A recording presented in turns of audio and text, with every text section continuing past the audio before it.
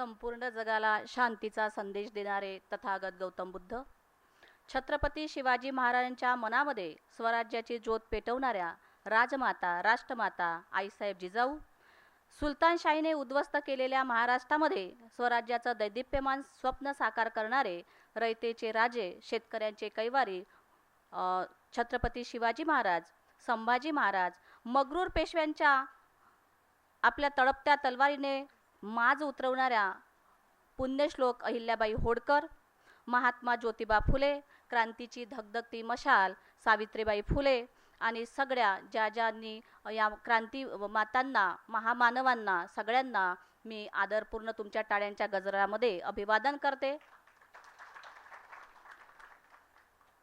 घनतीवीरांची चिरून छाती दिली सकिरणे बाबा, घनतीवीरांची चिरून छाती दिली सकिरणे बाबा, माणूस पंतू दिले सामा आणि शिकलो जगणे बाबा, दिली सदृष्टी अननवसृष्टी तुझ्यामुळे मी सबळ जाहलो, शिकलो हसणे बाबा, शिकलो हसणे बाबा. आजचा हा सुंदर दिवस आणि सर्वप्रथम मी आयोजकाचे मनापासून आभार मानते की त्यांनी इतका सुंदर कार्यक्रम आयोजित केलेला आहे. त्यासाठी पुन्हा आयोजकांचे तुमच्या टाळ्यांनी जोरदार स्वागत करूया. सन्माननीय विचारमंच, मंचावरील सर्व उपस्थित आणि माझ्या समोरील सर्व बंधू आणि भगिनींनो, जगाच्या इतिहासामध्ये 19 मार्च 1927 हा अत्यंत सुवर्ण काळात सुवर्ण अक्षरांनी लिहिलेला हा सुंदर दिवस. या दिवसाचं महत्त्व आपल्या भारतीय समाजामध्ये अनन्यसाधारण आहे. आता माझ्या व्याख्यानाला सुरुवात करण्यापूर्वी मी असं नमूद करते की हा जो समाज आहे, अस्पृश्य समजला जाणारा समाज, त्या समाजामध्ये फक्त महाराजातच होते का? कारण की आता जिथे आपण उपस्थित आहोत त्याच्यापैकी आपण फक्त आंबेडकरवादी लोकच आपण प्रत्येक कार्यक्रमाला उपस्थित असतो. मात्र त्या काळामध्ये अस्पृश्य समजले जाणारे अनेक जाती त्याच्यामध्ये होत्या. त्याच्यामध्ये महार होते, मांग होते, चांबार होते, ढोरकी होते, भंगी होते आणि हे सगळे मिळून आपल्या त्या सगळ्या समाजासाठी, या सगळ्या जातींसाठी डॉक्टर बाबासाहेब आंबेडकरांनी लढा दिलेला आहे. मात्र आजच्या या काळामध्ये आपण बघतो की आंबेडकरवादी समाज म्हटलं की फक्त आपण ज्याला आपण एससी म्हटल्या जाते तोच समाज याच्यामध्ये प्रत्येक कार्यामध्ये पुढाकार घेताना दिसतो. अधिकार सगळेच लोक घेतात. मात्र लढाई झाली की फक्त आंबेडकरवादी हा जो समाज आहे तो पुढे राहतो.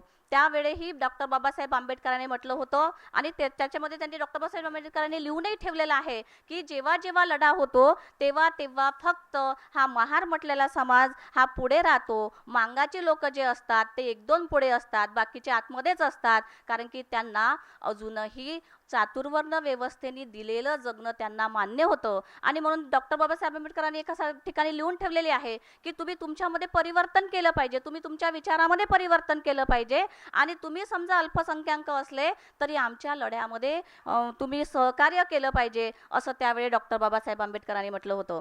डॉक्टर बाबासाहेब आंबेडकरांनी ही जी चळवळ सुरू केली त्याच्या आधी आपण त्या काळातली तत्कालीन परिस्थिती आपण थोडीशी लक्षात घेतली पाहिजे. डॉक्टर बाबासाहेब आंबेडकर जेव्हा 5वी मध्ये शिकत असताना जेव्हा शाळेत गेले तेव्हा तुम्हाला माहीत असेल, आणि पुन्हा एक गोष्ट मी नमूद करू इच्छिते की मी तुमच्यापेक्षा खूप लहान आहे. तुमचा जो अभ्यास असेल तो माझ्यापेक्षा अजून दांडगा असेल. प्रत्येकाने पुस्तके वाचलेली आहेत, प्रत्येकाला त्याचा अनुभव आहे. डॉक्टर बाबासाहेब आंबेडकर म्हटलं की त्याच्या विचारावर चालणारे अनेक लोक समाजामध्ये आहेत, परंतु जो अनुभव आहे तो कमी पडत असेल. माझं एज्युकेशन जे आहे ते जरी असलं तरी प्रत्येकाने बाबासाहेब वाचलेला आहे. मात्र त्यामध्ये तो समजून घेण्याची किती लोकांना डॉक्टर बाबासाहेब आंबेडकरांचे विचार पटले, आणि पटले तर ते रुचले का, आणि रुचले असतील तर ते कृतीत आले का, हे सुद्धा आपण लक्षात घेतलं पाहिजे. आणि जेव्हा डॉक्टर बाबासाहेब आंबेडकर 5वीत असताना शाळेमध्ये जातात, शाळेमध्ये इंग्रजी लोक जे शाळा तपासणी करण्यासाठी येतात तेव्हा बाबासाहेबांना ते विद्यार्थ्यांना प्रश्न विचारतात. कुणालाही त्या प्रश्नाची उत्तरं येत नाही. डॉक्टर बाबासाहेब आंबेडकर जे दरवाजाच्या बाजूला बसलेले असतात, जिथे विद्यार्थी चप्पल काढून बसतात त्या चप्पलजवळ बाबासाहेब बसलेले असतात, आणि तिथे ते जे मिशनरी लोक येतात ते प्रश्न विचारतात. प्रत्येक प्रश्नाची उत्तरं डॉक्टर बाबासाहेब आंबेडकर देतात आणि ते म्हणतात की हा विद्यार्थी कोण बसलेला आहे जो दरवाजाच्या बाहेर बसलेला आहे.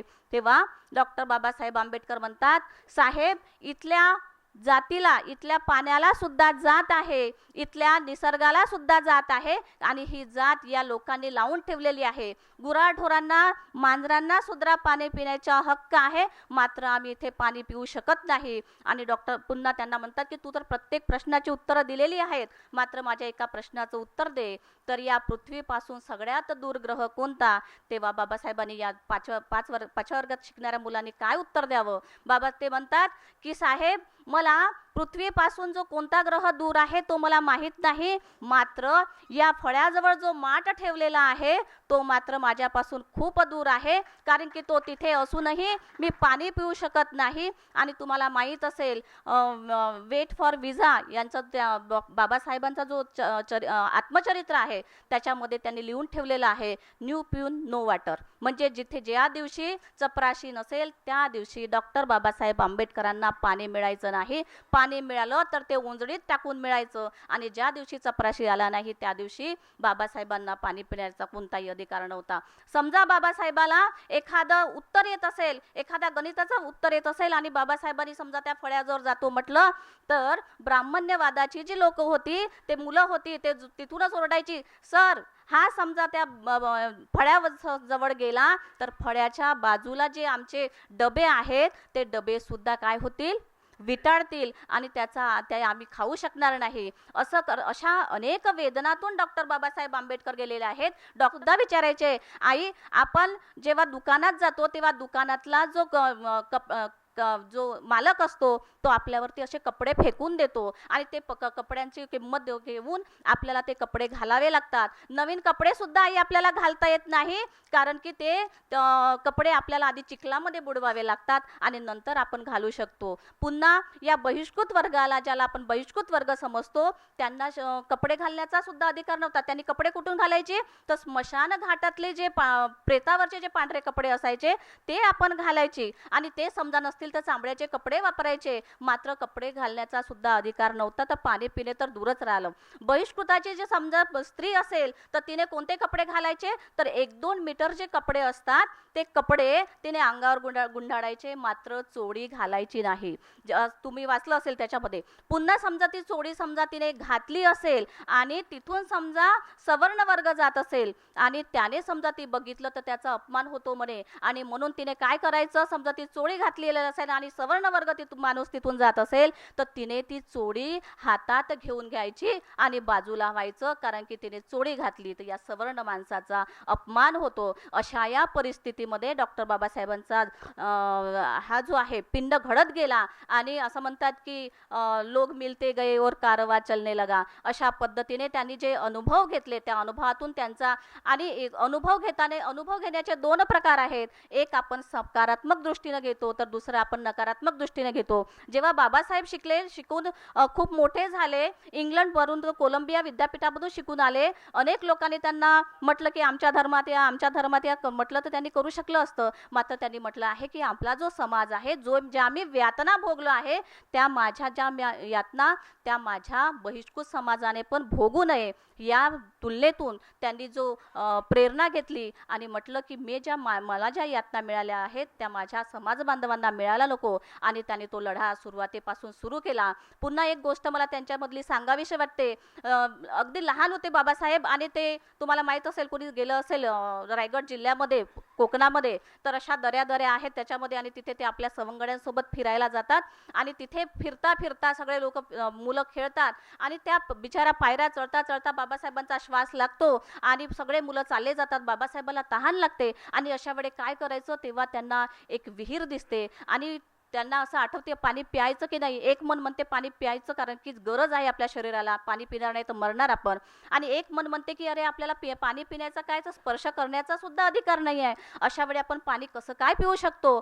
तर तेव्हा ते म्हणतात की नाही बा, जे होईल ते होईल, आपण पाणी प्यायचं. पाणी पिताना सवर्ण लोक पाहतात, तिथे येतात आणि बाबासाहेबाला दोरीने सडकतात. आणि तेव्हा बाबासाहेब विचार करतात की ही जी या तत्कालीन समाजातली जी परिस्थिती आहे ती एक ना एक दिवस मी बदलल्याशिवाय राहणार नाही. इतका बाबासाहेबाचा जो पिंड आहे, जो अनेक पुस्तके वाचून झालेला आहे. कारण की तुम्हाला माहित असेल, रामजी आंबेडकर जे होते ते बाबासाहेबाला 1 रुपयाची घरी खर्च कमी करायचे, मात्र बाबासाहेबाला अनेक विषयावरची पुस्तकं आणून द्यायचे. आणि जेव्हा बाबासाहेब 10वी शिकत होते तेव्हा केळुसकर गुरुजीने जे बुद्धचरित्र दिलं होतं, बाबासाहेब म्हणतात समजा मी बुद्धचरित्र वाचलं नसतं तर मी डॉक्टर म्हणजे भारतीय संविधानासारखं पुस्तक वाचूच शकलो नसतो. आपला आजचा जो मुद्दा आहे तो चवदार तळ्याचा आहे. आणि चवदार तळ्याची पार्श्वभूमी कशी बनत गेली त्याच्यासाठी मला हे उदाहरणं द्यावीशी महत्त्वाची वाटली. तर आणि अशा वेळेस डॉक्टर बाबासाहेब आंबेडकर म्हणतात की सगळ्या लोकांना समानतेचा अधिकार आहे. आणि हे अधिकार आपल्याला का बरं नाही आहेत? आपल्याला अस्पृश्य समजतो. अस्पृश्य आणि स्पृश्यामधला फरक काय आहे? तर ही जी तत्कालीन समाजामध्ये चातुर्वर्ण व्यवस्था होती, जी आजही आपल्याला ती मूळ धरून आहेच अजूनही. तर ती चातुर्वर्ण व्यवस्था कशामुळे आली? तर चातुर्वर्ण व्यवस्था म्हणजे तुम्ही माहीत असेल की पुरुषोक्त जे आहे त्या पुरुषोक्तामध्ये म्हटलेलं आहे की पुरुषाचे काय करण्यात आले? तुकडे करण्यात आले. आणि त्या मग तोंडामधून ब्राह्मण झाला, भाऊमधून क्षत्रिय झाला, मांड्यामधून वैश्य झाला आणि पायामधून शूद्र झाला. आता मला सांगा, शूद्र समजा पायामधून जन्मला असेल, परंतु तो देवाचाच एक भाग होता. आणि असं म्हटलं जातं की म्हणजे बेंबी पासूनचा जो खालचा भाग असतो तो काय असतो? विटाळक असतो, काय म्हणतात त्याला, सोवडे ओवडे झालेला असतो, अस्पृश्य असतो. आणि म्हणून हा जो अस्पृश्य वर्ग आहे तो त्याच्या पायातून जन्माला आला. आणि म्हणून त्याचा जन्म हा फक्त काय आहे? ब्राह्मणांची सेवाच करणे हा एकमेव मार्ग या शूद्रांच्या समोर समाजामध्ये ठेवला होता. एकमेव म्हणजे फक्त त्यांनी काय करायची? ब्राह्मण, क्षत्रिय आणि वैश्य लोकांची फक्त चाकरी करायची. त्यांनी जे मिळत असेल ते अन्न खायचं आणि त्याच्यावरच राहायचं. कारण की त्याचा जो अधिकार आहे, असं म्हटलं जातं की ठेविले अनंते तैसे चिरावे, चित्ती असू द्यावे समाधान. त्यांची सेवा करायची, त्यांचं उष्ट खायचं, त्यांना ढोरं उचलायची, मेलेले ढोरं उचलायचे, मेलेल्या ढोऱ्याचं अन्न खायचं आणि आपलं जीवन कंठत राहायचं. आणि अशा पद्धतीने. आणि मग तेव्हा संत साहित्य जेव्हा आलं त्यांनी पण त्याच्यामध्ये मांडण्याचा प्रयत्न केला. मात्र खरी जी चळवळ आहे, तुम्हाला माहीत असेल की बाबासाहेब वलंकर जे होऊन गेले होते त्यांनी पण ही विटाळ विध्वंस नावाचं जे पुस्तक लिहिलं. त्यांनी पण हे जी चळवळ होती ती सुरू केलेली होती. आणि जे महात्मा ज्योतिबा फुले होते त्यांनी तर असं म्हटलं होतं की या सगळ्याचं जे कारण आहे ती आहे मनुस्मृती. मनुस्मृती जो जी जाळून टाकायला पाहिजे. आणि भविष्य काळामध्ये डॉक्टर बाबासाहेब आंबेडकरांनी जाळली सुद्धा. सगळं जे दुःखाचं कारण आहे ते दुःखाचं कारण या मनुस्मृतीमध्ये दडलेलं आहे. आणि म्हणून आपण ह्या ज्या हे आहे की गाईला सुद्धा पाणी पिण्याचा अधिकार आहे, म्हशीला सुद्धा पण, जनावरांपेक्षा जे हीन वागणूक दिली जाते तो लढा आपण सुरू केला पाहिजे. आणि हाच तो दिवस 19 मार्च 1927चा जेव्हा डॉक्टर बाबासाहेब आंबेडकरांनी लढा दिला, सगळ्या लोकांना बोलवलं आणि सगळे लोक त्यांना मिळत गेले. मग ते फक्त याचीच नव्हती, फक्त महार जातीची नव्हती, तर त्याच्यामध्ये महार मांग सगळे लोक मिळत गेले आणि त्यांनी तो लढा सुरू केला. 1927 मार्चला जेव्हा बाबासाहेब लोकांना जेव्हा लोक जमा झाले तेव्हा पहिलं भाषण झालं. तेव्हा त्या भाषणामध्ये म्हणतात की चवदार तळ्याचा सत्याग्रह हा फक्त पाण्याचा सत्याग्रह नाही आहे. कारण की आपण याच्या आधी पाणी पेलो नव्हतो तर आम्ही काही मेलो नव्हतो. तर आपल्याला तळ्याजवळ जायचं आहे कारण तो आपला माणसाचा हक्क आहे. माणसाने माणसाला माणसासारखं जगू दिलं पाहिजे, याच्यासाठी हा आपला लढा आहे. आणि तो आपल्याला लढायचा आहे. कारण की अस्पृश्यता हा माणसाच्या देहावरील लागलेला कलंक आहे आणि तो आपल्याला सत्याग्रह करूनच मिटवता येतो, असं डॉक्टर बाबासाहेब आंबेडकर म्हणाले. आणि मग डॉक्टर बाबासाहेब आंबेडकर 20 मार्च 1927ला वेळ दुपारची पाणी त्या महार चवदार तळ्याजवळ गेले. पाणी असं दुपारच्या उष्णतेने असं सोनेरी चमकत होतं आणि एक युगपुरुष त्या पायऱ्याने जात होता. तो युगपुरुष डॉक्टर बाबासाहेब आंबेडकर त्या पायऱ्यावरती गेले. हातामध्ये पाणी घेतलं, ओंजळीमध्ये पाणी घेतलं आणि ओठाला स्पर्श केलं. हा जगाच्या इतिहासातली पहिली क्रांतिकारक घटना होती की जी डॉक्टर बाबासाहेब आंबेडकरांच्या तोंडाला आणि त्यांच्या जे अनुयायी होते त्यांच्या तोंडाला पाणी लागलं होतं. नंतर तुम्हाला माहीत असेल की किती त्याच्यावरून भांडण झाली. मात्र डॉक्टर बाबासाहेब आंबेडकर म्हणतात की आम्ही मारामारीसाठी हा सत्याग्रह उभा केलेला नाही आहे, तर हा सत्याग्रह आमच्या हक्काची लढाई आहे, आमच्या मानवतेची लढाई आहे. आम्ही माणूस आहोत, आमच्यामध्ये पण जीव आहे, आम्ही पण तुमच्यासारखीच माणसं आहोत आणि आम्हाला जगण्याचा हक्क आहे आणि समानतेचा अधिकार आम्हाला मिळावा. आणि या समानतेची मुहूर्तमेढ कुठेतरी डॉक्टर बाबासाहेब आंबेडकरांनी या दिवशी रोवली. आणि मग त्यांनी डॉक्टर बाबासाहेब आंबेडकरांनी पुन्हा भाषण केलं की त्यांनी ते जेव्हा 5,000 स्त्रिया त्याच्यामध्ये आलेल्या होत्या, बिचारा 2 मीटरचं कापड गुंडाळून त्या स्त्रिया तिथे आल्या होत्या आणि त्या हातामध्ये काठी होती. तुम्हाला माहीत असेल कोकणामध्ये जे अस्पृश्य वर्ग राहायचा त्याची एक ओळख होती, त्याच्या हातामध्ये काठी असायची, कमरेला घोंगडं असायचं. आणि म्हणून त्यांनी म्हटलं की तुम्ही बंधूंनो, तुम्ही काय केली पाहिजे, तुमच्या हातातली काठी आता दूर केली पाहिजे, कारण की तुमच्या हातातली काठी काय दर्शवते, तर तुमच्या हातातली काठी तुमचं अस्पृश्य दर्शवते. तुम्ही चांगले कपडे घातले पाहिजे, तुम्ही चांगलं राहिलं पाहिजे, तुमचा आचार विचार आणि उच्चार सुद्धा दुरुस्त केला पाहिजे. आणि पुन्हा एक तुम्ही काय केलं पाहिजे की तुम्ही आत्मसन्मानाने वागलं पाहिजे आणि तुम्ही स्वतः सिद्ध केलं पाहिजे की आम्ही माणूस आहोत आणि माणसाने जगण्याचं, कारण की त्यांना माहीतच नव्हतं की आम्ही माणूस आहोत. हे जो अस्पृश्य समाज होता तो आम्ही माणूस आहोत हेच विसरून गेला होता, कारण की त्यांना या चातुर्वर्ण व्यवस्थेने असंच सांगितलं होतं की तुमचा जन्म कोणासाठी आहे, तुमचा जन्म फक्त आमची चाकरी करायसाठी आहे, तुम्ही आम्ही जसं ठेवू तसं राहायचं, रात्रीचं उष्ट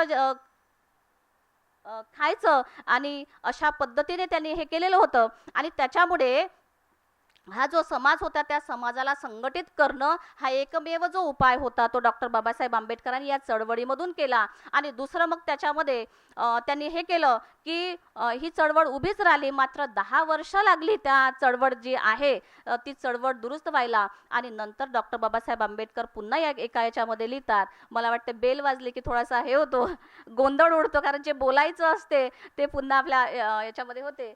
2 मिनिटं मी बोलण्याचा प्रयत्न करते. आणि ते म्हणतात की जेव्हा डॉक्टर बाबासाहेब आंबेडकरांची ही चळवळ सुरूच असताना बाबासाहेब पुन्हा एक गोष्ट सांगतात. 1936 मध्ये डॉक्टर बाबासाहेब आंबेडकर पनवेलच्या रस्त्यावरून जात असतात आणि त्या रस्त्यावर जाताना त्यांचा एक सेवक असतो ज्याचं नाव गडकरी, जो वाहन चालक असतो, तो जातो आणि डॉक्टर बाबासाहेब आंबेडकर तिथे बसले असताना त्यांना तहान लागते. हा जो गडकरी नावाचा त्यांचा सेवक असतो तो एका दुकानामध्ये जातो, हॉटेलमध्ये जातो आणि बाबासाहेबाला त्यावेळी फार कांदी भजी फार आवडायची. ते कांदी भजी आणि पाण्याची बॉटली घेतो. तेव्हा तो हॉटेलचा मालक विचारतो, ज्या गाडीमध्ये जो बसला व्यक्ती आहे तो कोण आहे. तेव्हा गडकरी सांगतात की हे डॉक्टर बाबासाहेब आंबेडकर आहेत. तेव्हा तो त्याच्या हातातले भजे आणि पाण्याची बॉटली उचलतो आणि तो म्हणतो की डॉक्टर बाबासाहेब आंबेडकर असतील तरी आणि आणखी कुणी असतील, मात्र ते महार जातीतले आहेत, त्याच्यामुळे भजी तर काय, मी गटारातलं पाणी सुद्धा देणार नाही. डॉक्टर बाबासाहेब आंबेडकर गाडीतून ऐकत असतात, टचकन डोळ्यात पाणी येते डॉक्टर बाबासाहेब आंबेडकरांच्या. आणि ते म्हणतात की मी इतका शिकलेला आहो, मी इतका शिकून आलेला आहो, कोलंबिया विद्यापीठामध्ये माझं नाव मोठ्या आदराने घेतलं जाते, मात्र मला याही वेळेस म्हणजे 1927ला हा जो सत्याग्रह झाला आणि 1939ला ही जी घटना झाली त्याच्यामध्ये ते विचार करतात की या इतक्या वर्षानंतरही समजा माझी अशी परिस्थिती आहे तर माझ्या समाज बांधवाची परिस्थिती काय असेल. आणि मग ते पुन्हा त्या लढा इतक्या मोठ्या ताकदीने उभा करतात आणि 25 डिसेंबर 1927ला मनुस्मृती जाळण्याचं बाबासाहेब काम करतात. आणि मग ते जे कृत्य होतं त्या हॉटेलमध्ये एक सोनबा नावाचा व्यक्ती होता. तो सोनबा नावाचा सोनबा या बाबासाहेबाकडे धावत धावत येतो आणि म्हणतो, साहेब तुम्ही आमचे कैवारी आहात, तुम्ही आमचे देव आहात, कारण की बाबासाहेबाला देवापेक्षाही काही ते त्यांनी मानलं हे होतं. आणि ते म्हणतात की तुम्ही इथेच थांबा, माझं गाव जवळच आहे, मी धावत धावत जातो आणि पाणी घेऊन येतो. 50 वर्षाचा सोनबा गावामध्ये जातो, भरलेली घागर हातामध्ये घेतो आणि धावत धावत त्या रस्त्यावर येतो. बाबासाहेबाला काम असते आणि बाबासाहेब त्याच्यामुळे ते बाबासाहेब चालले जातात. मात्र हा सोनबा सकाळ संध्याकाळ हातामध्ये घागर घेऊन सोनबाची वाट पाहतो आणि त्यांना वाटतं की कधीतरी बाबासाहेब येतील आणि माझ्या घागरेतलं पाणी पितील. म्हणून बाबासाहेब ते जे सोनबा असतात ते सोनबा 6 वर्ष या बाबासाहेबांची वाट पाहतात. मात्र बाबासाहेब त्या रस्त्यावरून कधी जात नाही. 1946 उगवतं आणि बाबासाहेब त्या रस्त्यावर जातात. तेव्हा त्यांना कळतं की हा सोनबा 6 वर्ष माझी वाट पाहत होता. तिथे ते घागरे तुटलेली असते आणि तेव्हा बाबासाहेब त्यांना अभिवादन करतात आणि पुन्हा म्हणतात की मी या समाजाची परिस्थिती नक्कीच बदलवेन. आणि अशा पद्धतीने हा जो लढा आहे, मला खूप काही बोलायचं होतं, वेळ फार कमी आहे, मात्र मी या चळवळीसाठी माझी एक जे एक गाणं होतं, एक 2 मिनिटाचं गाणं मी ते त्याच्यामध्ये म्हणणार आहे. आणि ही जी चळवळ आहे, पुन्हा एक सांगायचं आहे की आपण फक्त ब्राह्मणांना शिव्या देतो, मात्र आपल्या समाजामध्येही ब्राह्मण्य विचार घेऊन चालणारी लोक, ज्यांच्यामध्ये ब्राह्मण्यवादाचे किडे वळवळताना दिसतात, आणि हे लोकही या ब्राह्मण्यवादा समाजाला जाऊन मिळतात आणि त्याच्यामुळे आपल्या समाजाचा उद्धार होत नाही आहे. अजूनही अनेक तुम्ही शाळा कॉलेजमध्ये मी स्वतः प्राध्यापक आहे, तेव्हा अनेक मुलांच्या नावासमोर हा SC आहे, हा ST आहे, हा OBC आहे, हा ओपन आहे असं लिहिलं जातं. आणि जेव्हा असाइनमेंटचे मार्क असतात तेव्हा त्याची जात पाहून असाइनमेंटचे मार्क्स दिले जातात. आणि अनेक लोकांना चांगल्या चांगल्या विद्यापीठामध्ये मुलांना आत्महत्या करावी लागते. ही आजची वास्तव परिस्थिती आहे आणि ते समजा बदलायचं असेल तर आपल्याला जाती ह्या बदलल्याच पाहिजे. डॉक्टर बाबासाहेब आंबेडकरांनी म्हटलं होतं की ही जात ही एक काय आहे, जात ही जात नाही आहे, तर ही ब्राह्मण्यवादाची मनोवृत्ती आहे. आणि जोपर्यंत या मनोवृत्तीमध्ये बदल पडणार नाही तोपर्यंत ही जात या समाजातून जाणार नाही. आणि ही जात या धर्मामध्ये इतकी मिसळलेली आहे की धर्म वेगळा करायला गेला की जात वेगळी पडत नाही. ज्याप्रमाणे दह्याचं रूपांतर एकदा दुधाचं रूपांतर दह्यामध्ये झालं की त्याच्यामधून दूध काढता येत नाही, त्याचप्रमाणे धर्मामध्ये जात इतकी मिसळली आहे की ती वेगळी करता येत नाही. आणि म्हणून आपल्याला चळवळी चालवाव्या लागतील. चळवळी चालवाव्याच नाही तर त्या जिवंत ठेवाव्या लागतील. आणि त्या चळवळी चालवण्याचं काम तरुण वर्गाने आपल्या हातामध्ये घेतलं पाहिजे. त्याच्यासाठी माझी एक छोटंसं गीत आहे, ते मी तुम्हाला सादर करते, कारण मी मुळात कवयित्री आहे. तर घ्या सत्ता हाती न ज्ञानाच्या वाती, घ्या सत्ता हाती न ज्ञानाच्या वाती, जागोजागी रे पेटवा. घ्या सत्ता हाती न ज्ञानाच्या वाती, जागोजागी रे पेटवा. भीमाच्या पोरांनो निड्या शूरवीरांनो, भीमाच्या पोरांनो निड्या शूरवीरांनो, संघटना तुमची वाचवा. भीमाच्या पोरांनो निड्या शूरवीरांनो, संघटना तुमची वाचवा.